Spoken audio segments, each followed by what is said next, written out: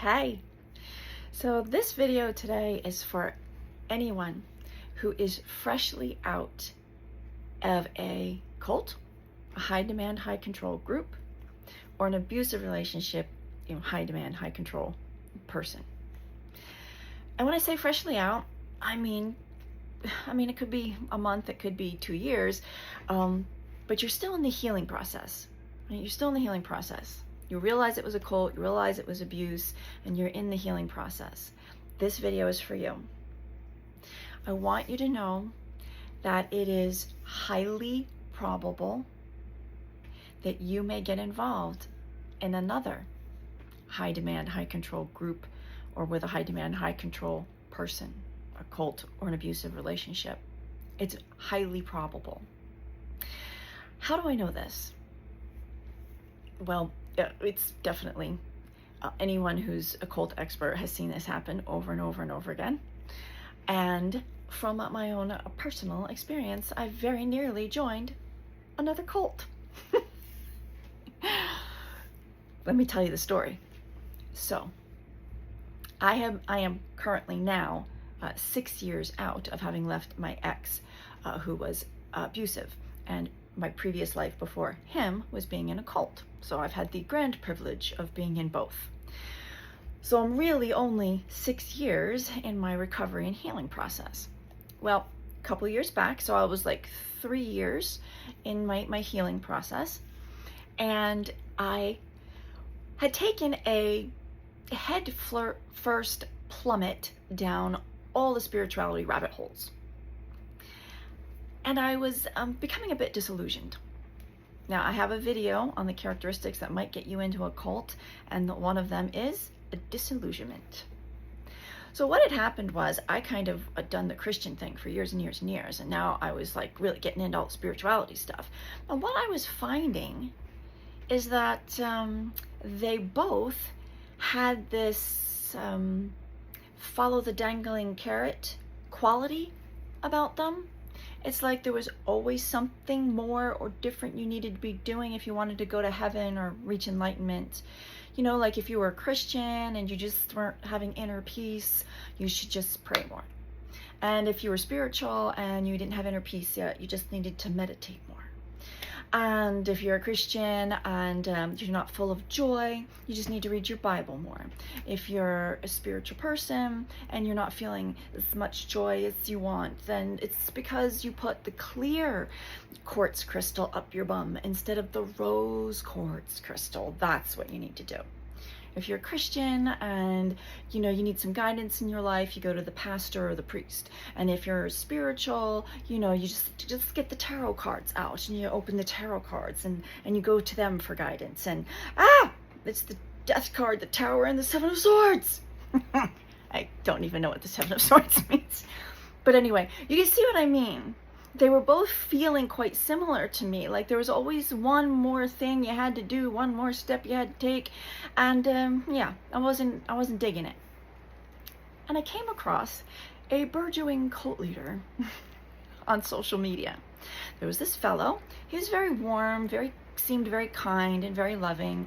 And his spiritual message, while somewhat simplistic, little red flag there, somewhat simplistic, but at the time, it was a different take on things and it felt refreshing. But then I got to know the man behind the message. And he called himself the Soul Whisperer, among a couple of other names that I won't get into. Little red flag right here for you guys. Just because someone has given themselves a special designation or an interesting name does not necessarily mean their message is bad or that the person is bad. But if they aren't calling themselves just by their name and they are calling themselves some special designation or some title that they've given themselves, watch out. Okay? Reverend Sun Young Moon of the Moonies, everyone called him Father.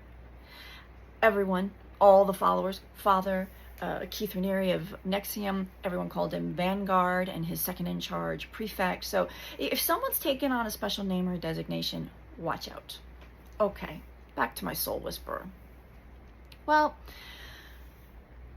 he, as it turns out, was a total hypocrite. While telling his followers how to eat healthfully and drink healthfully and do this cleanse and don't do that toxic thing, he smoked like a chimney and drank like 20 cups of tea a day, clearly addicted to both. And little caveat here, guys, I'm not judging anyone for having a bad habit or an addiction that they're working through at all. I have the most compassion. But in this case, he had set himself up to be like a leader in these things, and he's clearly a complete hypocrite. He once told one of his followers, someone, that they shouldn't even have a glass of wine on New Year's Eve, while, I saw him get drunk on scotch 2 nights in a row. So, hypocrite. Then it became clear that he was a liar. He lied to his family, he lied to his friends, he made up stories, elaborate stories. Well, when all of this started to become clear, I reached out to a couple of his followers. He was offering, some counseling stuff, some coaching stuff. He had a couple group chats, and in the chat, I could see a couple of the ladies in there seemed pretty with it, pretty nice. So I reached out to a couple of these beautiful ladies, and the 3 of us compared notes. And as it turns out, this fellow, he had said to me that he thought he was, quote, ahead of his time, which is a red flag and weird. But it was more than that. He actually thought that he was the original soul from whence all souls have come, and he was here to get them back by hook or by crook. I am quoting him directly. Delusional. So, end of the story. Me and these 2 other beautiful ladies, we got together, and let's just say he no longer has any social media presence whatsoever, not under any of the names that we've known him as. So, you just heard me say multiple red flags. Multiple red flags. So why didn't I see them? I didn't see them because I was still very clearly in my healing process. Now, the good news is that I had done some healing, and the healed part of me kept this whole situation very brief. This whole thing was only a few months, and it was done. And I could see through it, and done. Okay, that was the healed part of me.